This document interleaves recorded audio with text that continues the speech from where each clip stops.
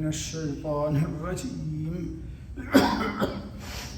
بسم الله الرحمن الرحيم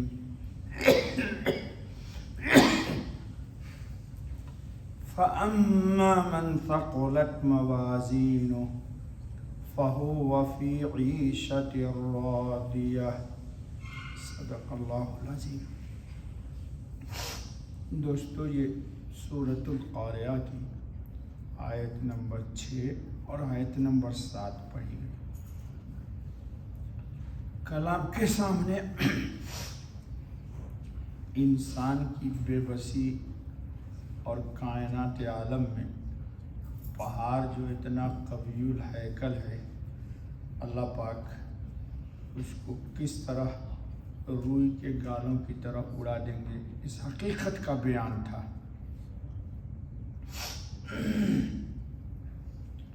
دیکھیے دوستو،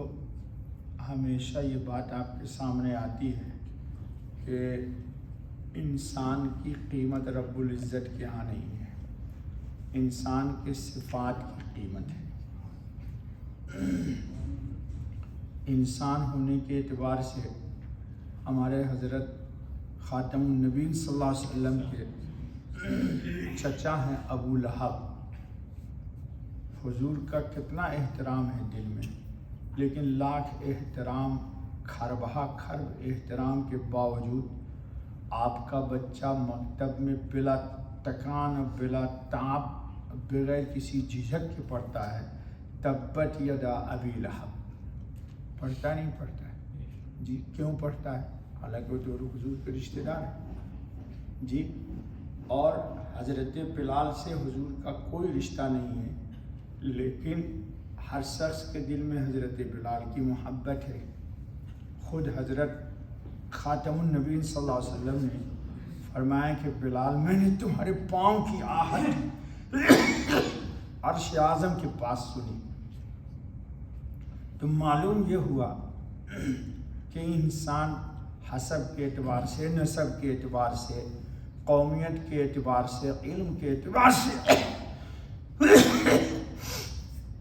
ظاہری جاہ اور منصب کے اعتبار سے، خواہ وہ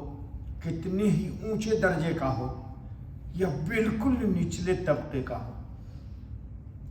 اللہ کے نزدیک اونچے درجے کا ہو تو کوئی اس کی قیمت نہیں، اور نیچے درجے کا ہو تو اللہ کے نزدیک اس کی کوئی بے وقعتی نہیں ہے جی۔ وقعت اللہ کے نزدیک ہے صفت کی، اور وہ صفت ہے صفت ایمان۔ ایمان بندے کے اندر ہے، تقویٰ ہے، طہارت ہے، تو اللہ کے نزدیک وہ محترم ہے اور قابل احترام ہے، اور بلکہ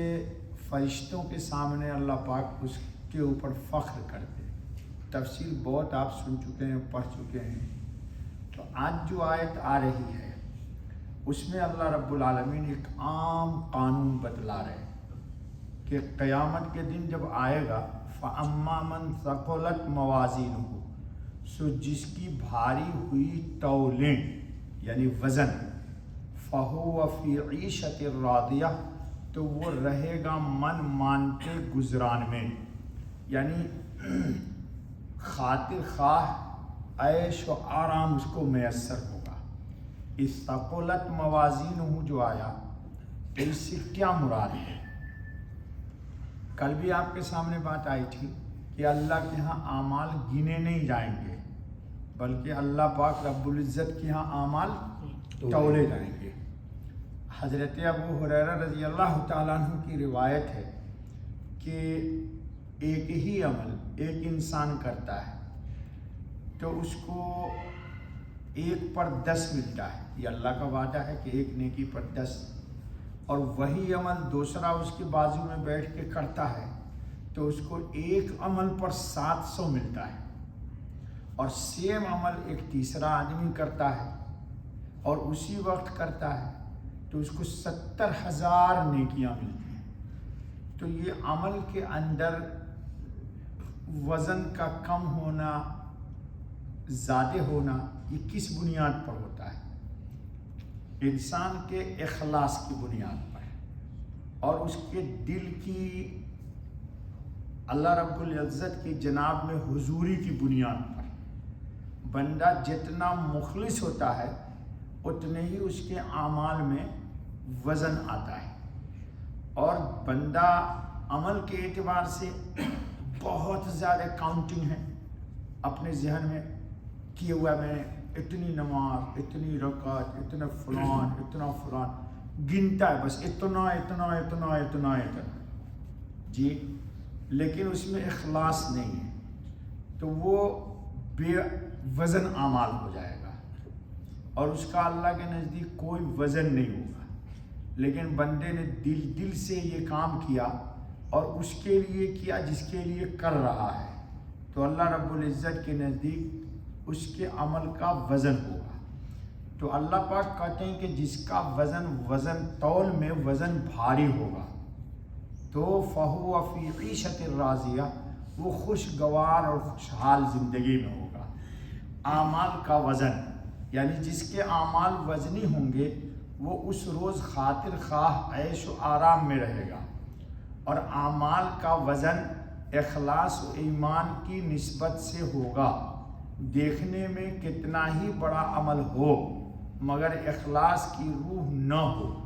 وہ اللہ کے ہاں کچھ وزن نہیں رکھتا۔ اللہ رب العزت نے قرآن میں کہا ہے فَلَا نُقِيمُ لَهُمْ يَوْمَ الْقِيَامَةِ وَزْنًا۔ حدیث میں آیا ہے کہ میزان عدل کی زبان بھی ہوگی، جس ترازو میں انسان کا عمل تولا جائے گا اس کے پاس زبان بھی ہوگی، اور وہ دو پلڑے بھی جیسے عموماً ترازو کے ہوتے ہیں جی۔ ابن عباس رضی اللہ تعالیٰ عنہ کی روایت ہے کہ رسول اللہ خاتم النبیین صلی اللہ علیہ وسلم نے ارشاد فرمایا کہ اللہ نے میزان کے دو پلڑے آسمان و زمین کی طرح پیدا کیے ہیں، ہر شخص کی ترازو جدا جدا ہونا لازم ہے، ہر شخص کے لیے وزن ہوگا اور اس وزن کے اعتبار سے انسان کو اس کی جزا ملے گی۔ اس لیے انسان کو عمل کرنے سے پہلے اپنے نیت کو ٹٹولنا چاہیے، اور عمل ہو جائے تو اس عمل کو ہے نا، یہ لوگ میں اتنا عمل کرتا ہوں، نہ کئی استغفر، کبھی بھی انسان کو یہ نہیں کہنا کہ میں نے اتنا عمل کیا۔ ہمارے پاس آتے ہیں نا لوگ، مولوی صاحب میں اتنا وظیفہ پڑھتا ہوں، اتنا یہ کام کرتا ہوں، تو نسبت اپنی طرف کر دی، یہ اچھی چیز نہیں ہے۔ یوں بولنا چاہیے کہ الحمدللہ اللہ کی توفیق سے مولانا میں یہ وظیفہ اتنا پڑھتا ہوں جی۔ اور پھر ایک بات ہے دوستو، آج کے دور میں ہم میں سے ہر شخص جی کیا چاہتا ہے کہ ہم کوئی وظیفہ پڑھیں، آج پڑھا تو کل ہی اس کا نفع ہمارے سامنے آ جانا چاہیے جی۔ یہ عادتاً لوگوں کا مزاج یہی ہے کہ میں نے ایک تسبیح پڑھی جی تو کل ہی اس کا نفع آ جانا چاہیے۔ دیکھیے تسبیح کبھی بھی نفع سے خالی نہیں ہے۔ تسبیح پڑھی آپ نے، آپ کا ایک ٹارگٹ ہے، اس ٹارگٹ کو آپ نے نہیں پایا تو آپ یا تو تسبیح سے بدگمان ہو جاتے ہیں، یار یہ تسبیح اتنی دفعہ پڑھی میں نے لیکن کوئی فائدہ نہیں ہوا جی، یا پھر اللہ سے بدگمان ہوتے ہیں کہ اللہ ہماری قبول نہیں کر رہا ہے، اور دونوں ہی بات یہ غلط ہے جی۔ تسبیح آپ نے پڑھی، غیب میں ہے کہ آپ کو مزید کوئی بہت بگ پریشانی آنے والی ہے، یہ بات کان کھول کے سنو، بہت very very very very big danger پریشانی آنے والی۔ آپ نے تسبیح پڑھا، اس تسبیح کا ٹارگٹ آپ کا کچھ اور ہے، لیکن آپ کی تسبیح پڑھنے سے وہ جو آنے والی بلا تھی ویری بگ، اللہ نے ٹال دیا، اللہ نے آپ سے ٹال دیا اس تسبیح کی برکت سے، اور آپ بدگمان ہو رہے ہیں کہ ہمارا وہ ٹارگٹ تو ملا نہیں جی۔ اس کو قرآن نے کھولا ہے، عسیٰ ان تحبوا شیئا وہو شر لکم وعسیٰ ان تکرہوا شیئا وہو خیر لکم۔ تو ہم کیا ہوتا ہے کہ ٹارگٹ چونکہ نہیں ملا تو ہم بدگمان ہو جاتے ہیں کہ تسبیح شاید ہم نے پڑھا، یہ تسبیح ہم کو فائدہ نہیں، حالانکہ تسبیح نے کیا فائدہ کیا کہ آپ پر آنے والی جو مصیبت پریشانی مزید تھی، ظلمات بعضھا فوق بعض، اس کو ٹال دیا۔ اور کبھی ایسا بھی ہوتا ہے کہ انسان تسبیح تو چھوڑو اللہ ہی سے بدگمان ہو جاتا ہے، تو یہ کام اس کے دل میں شیطان ڈالتا ہے یہ بات، کیوں؟ تاکہ اللہ سے اس کا رشتہ ٹوٹے اور قرآن و حدیث سے اس کا یقین ہٹے۔ اس لیے دوستو کبھی بھی نہ تسبیح سے بدگمان ہونا اور نہ اللہ رب العزت سے بدگمان ہونا۔ ابھی کل کی بات ہے، وہ رموز کی حدیث کبھی کبھی میں پڑھتا ہوں، یعنی اسرار و بھید۔ جی اللہ رب العزت کہتے ہیں فرشتوں کو کہ دیکھو اس آدمی پہ پریشانی آئی ہے نا اور یہ مجھے پکار رہا ہے، تو فرشتے اس کی حاجت جلد پوری مت کرنا۔ کیوں؟ یہ جو رو رہا ہے، بلبلا رہا ہے، گرگرا رہا ہے، تڑپ رہا ہے، جی مچھلیوں کی طرح بے کلی کے ساتھ بے چین ہے، اس میں جو یہ مجھے پکار رہا ہے تو مجھے اس کی پکار بہت پسند ہے،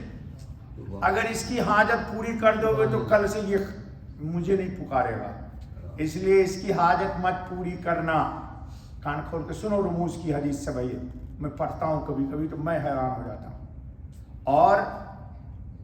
جس شخص کو یہ وہ ہے کہ اللہ اس کو اپنا دوست بنانا چاہتا ہے یا دوست بنا رہا ہے، اور جو دوست جس کو اللہ نہیں بنانا چاہتے، اللہ نفرت کرتے، بس ایک دن اس نے پکارا، اللہ نے کہا فرشتے اس شخص کی میں آواز سیکنڈ ٹائم سننا نہیں چاہتا، جلد اس کی حاجت کو پوری کرو تاکہ پھر یہ میرا نام نہ لے۔ جی تو وہ آدمی کیا ہو جاتا ہے، ایک ہی دن دعا مانگا اور خوش ہو گیا کہ میں تو اللہ کا ولی ہو گیا ہوں یار، جو مانگا پھٹ سے قبول ہو گیا، حالانکہ اس کو نہیں پتا اللہ نہیں چاہتا کہ یہ اس کے در پہ کھڑا ہو، اس لیے کنکر جی مٹی یہ دے دیا اور اپنے در سے ہٹا دیا، گو آؤٹ، اور وہ روزانہ رو رہا ہے، بلبلا رہا ہے، اللہ کہتے تو اور میرے قریب آ،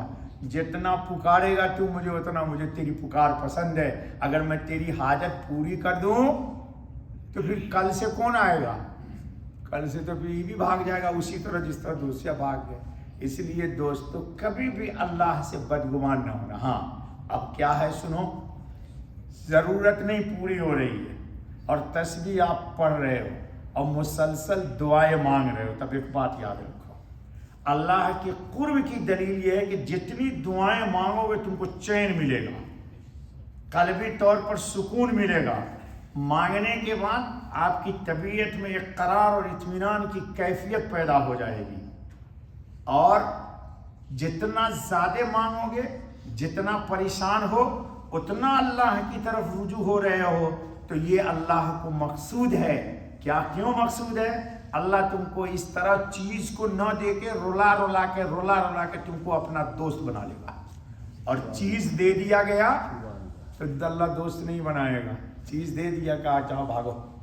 تو اس لیے دوستو بڑے بڑے رموز کی احادیث ہے، تو اس لیے انسان کو چاہیے کہ کبھی بھی اللہ پاک سے، ہاں یہ دلیل ہے اس بات کی کہ یہ اللہ کا محبوب بننے والا ہے، لیکن دعا 2 دن 4 دن مانگا، تسبیح پڑھی، حاجت نہیں پوری ہوئی، اللہ کا در چھوڑ دیا، اس کا مطلب یہ ہے کہ یہ طلب صادق نہیں رکھتا تھا،